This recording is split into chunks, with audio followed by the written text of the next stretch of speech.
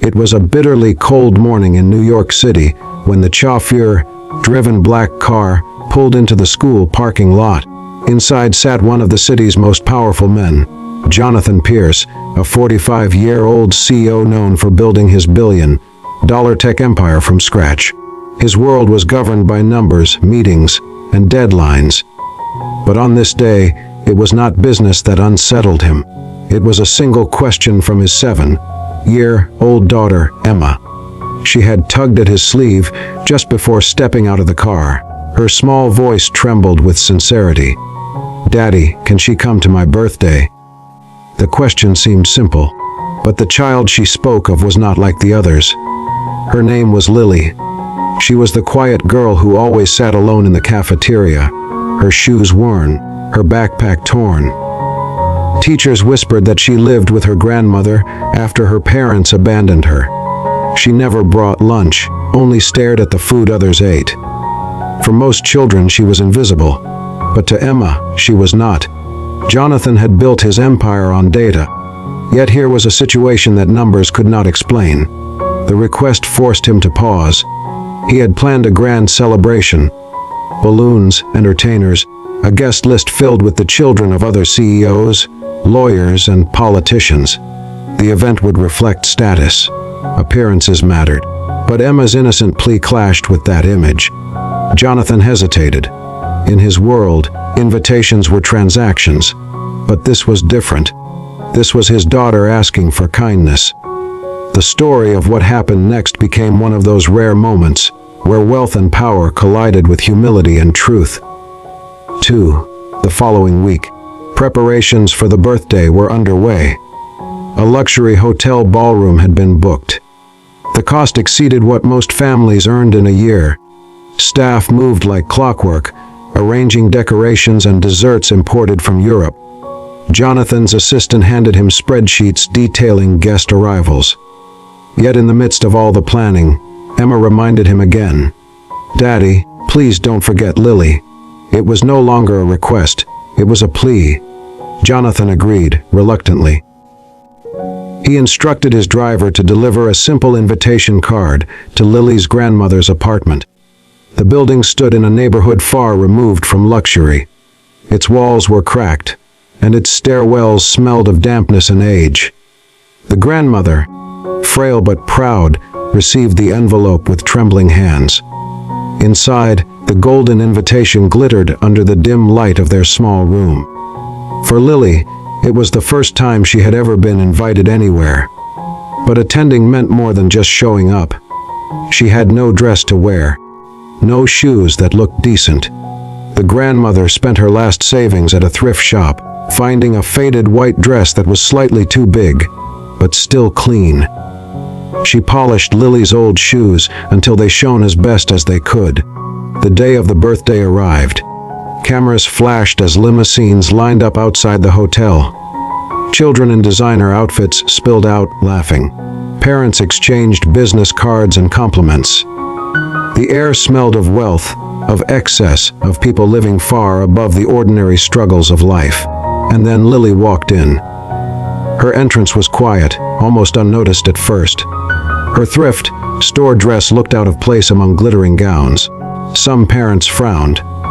A few children pointed and whispered. But Emma rushed forward, her smile brighter than all the chandeliers in the room. She held Lily's hand tightly, introducing her as if she were the most important guest of all. For a moment, Jonathan watched in silence. He saw the way his daughter's joy multiplied simply by having Lily there.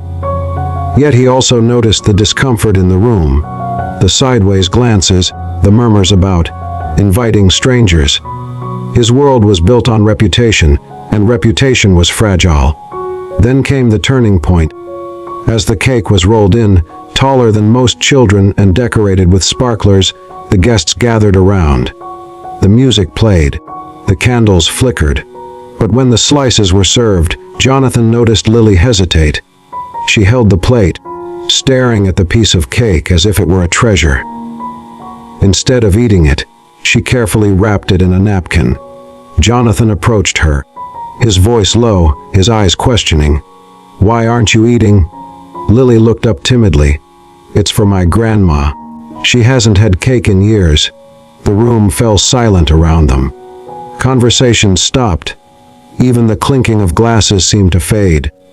In that instant, the CEO who controlled millions felt powerless against the weight of a child's sacrifice. Emma, too young to fully grasp the depth, hugged her friend proudly. But Jonathan felt something deeper: shame, guilt, and a strange awakening. His wealth could buy towers, jets, and influence. But here was a little girl who valued a slice of cake more than any deal he had ever made. What happened after the party was no less extraordinary. Jonathan could have dismissed the incident, returned to his empire, and let the memory fade. But something inside refused to let go. The image of Lily saving cake for her grandmother haunted him. He began asking questions about her life. What he learned unsettled him further. Her parents had abandoned her years earlier. The grandmother, living on a small pension, struggled to provide. Their apartment had broken heating. Winter nights were unbearable. School supplies were often donated by teachers. Yet despite the hardship, Lily never complained. She simply endured. Jonathan, for the first time in decades, visited a neighborhood he would normally pass without notice. He saw cracked sidewalks, dim hallways, families trying to survive on hope alone. He stood there, a man with wealth beyond imagination, realizing how little he truly understood about struggle. Emma's innocent request had opened a door he never knew existed. The days turned into weeks, and Jonathan found himself involved in ways he had never planned. He arranged for new heating to be installed in the grandmother's apartment, quietly, without publicity. He ordered boxes of groceries to be delivered each month. But most importantly, he began to spend time with them. For Emma, it meant playdates filled with laughter. For Lily, it meant having someone who noticed her, who cared, who believed she deserved more than survival. For Jonathan, it was a lesson that power was meaningless if it did not serve humanity. Too, not everyone understood. Some of his business associates questioned his choices. They warned him against mixing personal life with unnecessary charity. But Jonathan no longer listened. He had seen too much to go back. At the next school event, when Emma and Lily stood together on stage, Jonathan clapped the loudest. When other parents whispered, he stood taller. He realized true reputation was not built on appearances, but on values. The transformation reached its peak a year later.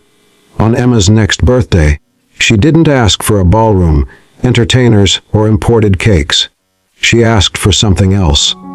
She wanted the party in the park, with games and food where every child, rich or poor, could join. Jonathan agreed without hesitation. That day, dozens of children came. Some wore designer clothes. Others wore hand-me-downs. But for the first time, they played side by side, their laughter echoing across the open field. And in the center stood Jonathan, a CEO who had once measured success in dollars, now measuring it in smiles. He had discovered something his empire could never give him: the power of kindness. Tuki Emma's innocent question had changed everything. "Daddy, can she come to my birthday?" It was more than a child's plea. It was a doorway to truth, a reminder that wealth means nothing if it cannot bridge the gap between privilege and struggle. The story of Jonathan, Emma, and Lily spread quietly, told not in headlines, but in whispered admiration by those who witnessed it. It became proof that sometimes the greatest transformations begin not with boardroom decisions, but with the honesty of a child's heart. Before we close this story, we would love to hear your thoughts. What would you have done if you were in Jonathan's place? Share your reflections in the comments below. In the end, Jonathan Pierce realized something he had never learned in business school. Empires rise and fall, fortunes come and go. But the impact of a single act of compassion, the kind sparked by a daughter's innocent question, can outlast them all. Because sometimes, the most powerful deals are not signed on paper, but written on the human heart.